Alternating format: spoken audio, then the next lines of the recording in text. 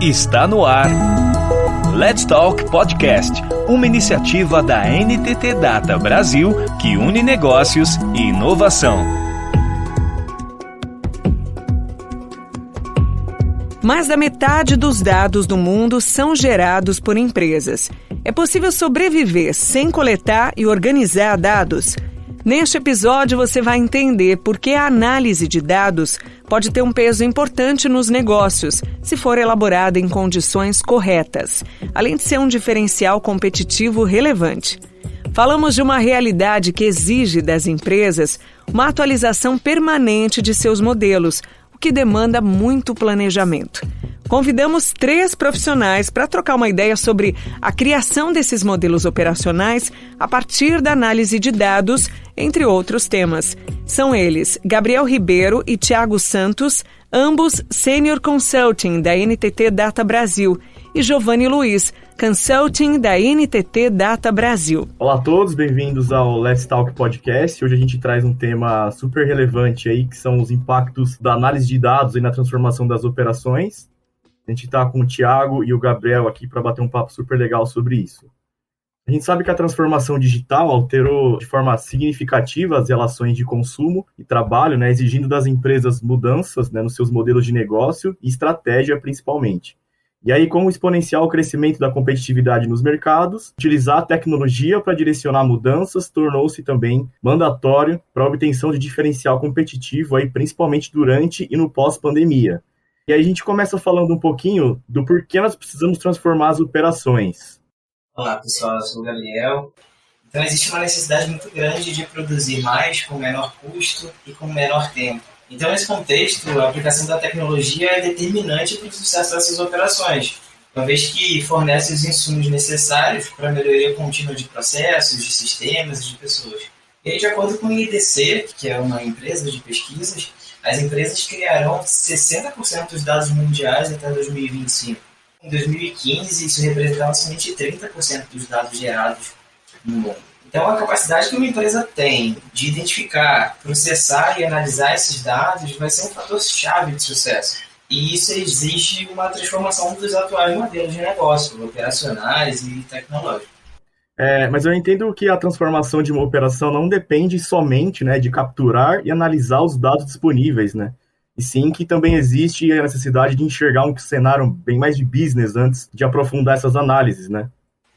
Com certeza. A aplicação de análise de dados, de analytics, demanda planejamento. A gente enxerga que existe no mercado uma percepção de que as tecnologias e abordagens disruptivas, como inteligência artificial e analytics, elas não demandam planejamento ou demandam pouco planejamento, o que não é verdade. É exatamente isso, Gabriel. Olá, eu sou o Thiago. Para que seja possível realizar uma transformação completa e efetiva de uma operação, é necessário começar com a identificação da maturidade dessa operação no cenário digital, de forma que é possível definir e priorizar uma gama de fatores internos e externos à operação. Isso é importante porque, uma vez que qualquer transformação consiste na transformação do processo e de uma cultura, eles vão afetar diretamente os colaboradores envolvidos e o cliente final do processo, seja ele um cliente interno ou externo, como um consumidor final, por exemplo. Muito interessante, Thiago. Então, a transformação digital está diretamente ligada à maturidade das operações, né? Exato, ela está sim. E aqui na NTT Data nós desenvolvemos um método de Digital Operating Model orientado para extrair a maior eficiência de uma digitalização, para direcionar nossos clientes na aplicação das melhores ferramentas e aceleradores digitais, de acordo com a estratégia e necessidade de cada uma das operações. E este método está pautado no entendimento do cenário estratégico e futuro das empresas, para garantir que a transformação digital seja realizada de forma estratégica, planejada, estruturada e também orientada a processos precisos e atividades essenciais nas soluções digitais aplicadas. Perfeito, perfeito. Você comentou há pouco aí sobre maturidade, né? E como que essa maturidade ela é avaliada? A maturidade no nosso modelo ele é avaliado em 4 grandes esferas. Aqui a gente começa falando da esfera de foco no cliente, que visa a definição de meios de entregar o produto e serviços personalizados para cada cliente, com maior previsibilidade e rápida tomada de ação de acordo com a necessidade do cliente. Depois nós avaliamos a esfera de pessoas, que ela atua com a visão de Workforce Optimization, é a modernização da cultura organizacional de uma forma a trazer mais engajamento para todas as pessoas impactadas pela transformação digital. Já a tecnologia, que é uma outra esfera, é responsável por definir oportunidades e estruturar sistemas mais modernos e eficientes, de forma que seja possível garantir a conectividade, flexibilidade e escalabilidade do processo. E, por fim, nós avaliamos o modelo operacional, que tem o seu foco em estabelecer processos bem definidos, minimizando retrabalhos e além de fundamentar a tomada de decisão baseada em dados e automatização de processos. E aqui eu trago um dado bem relevante sobre um estudo da APQC. 66% das empresas hoje não possuem uma visão integral de seus processos. Entendi. Que é uma coisa extremamente ruim, né? Porque... na minha visão, entender como os processos funcionam, né? Ter visibilidade da produtividade, do engajamento dos times e principalmente da experiência do cliente é um fator fundamental para toda a operação, né? Sem dúvida, Giovanni. E isso acontece porque mapear e acompanhar processos pelo modelo clássico é muito custoso, é pouco escalável e é pouco eficiente. Quando a gente fala de produtividade, poucos eram os insumos gerados para conseguir medir e entender a performance dos times, por exemplo. Poucas organizações têm conseguido tirar proveito dos avanços da área de data. Então, quando a gente fala de operações, existe um enorme desafio em transformar os dados capturados dos processos, dos colaboradores e dos clientes em insights que, de fato, vão trazer benefícios para o negócio, né? E aí, para atingir esse benefício, não basta a gente analisar grandes volumes de dados também. A gente precisa de uma abordagem mais completa. Para isso, a NTT traz uma oferta de Operational Analytics, que combina insights gerados pelos dados com uma visão de negócios e conhecimento do setor. Então, a gente entende que não basta analisar os dados, a gente precisa ter uma visão mais de negócio, a gente precisa conhecer o setor que a gente está atuando para a gente conseguir fazer entregas efetivas, que são baseadas em dados. Legal, perfeito. Mas, Gabriel, você comentou há pouco ali sobre o modelo clássico, né, de mapeamento e gestão de processos, né? Mas o que essa nossa abordagem traz de diferente e de inovador, se a gente for comparar essa abordagem com o formato clássico?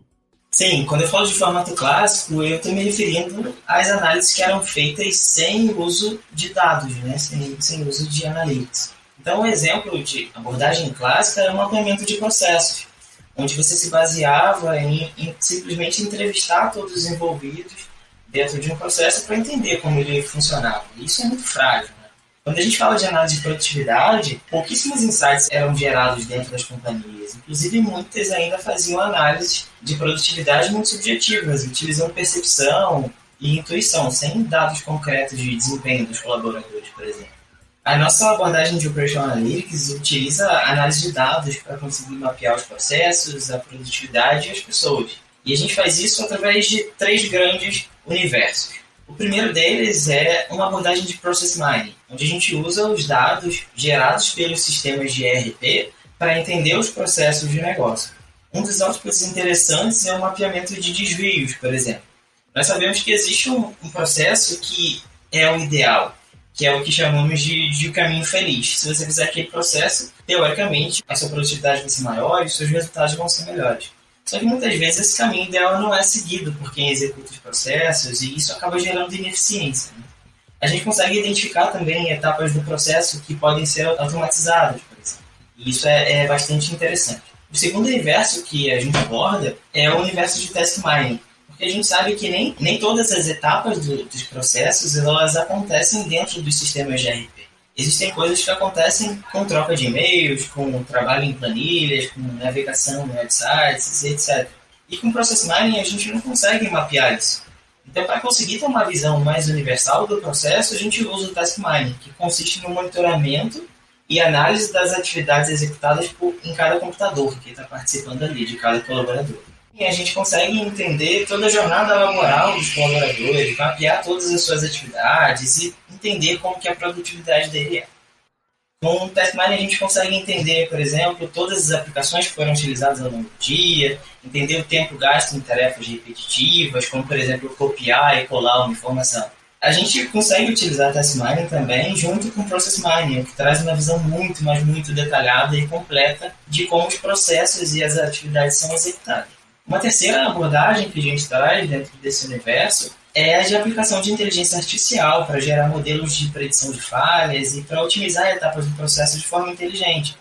Então, um exemplo que a gente pode trazer aqui é, imagina que minha empresa venda produtos e um dos meus clientes tem o histórico de ser um bom pagador, ele é meu cliente há muito tempo e ele sempre pagou em dia. A gente consegue gerar modelos que analisem o histórico dos clientes para evitar que esse cliente fique parado em uma fase de aprovação de crédito, por exemplo, que não faz nenhum sentido, dado que ele é um bom pagador. Então, a gente consegue melhorar, assim, os nossos prazos, os nossos processos e a satisfação do cliente, no final das contas.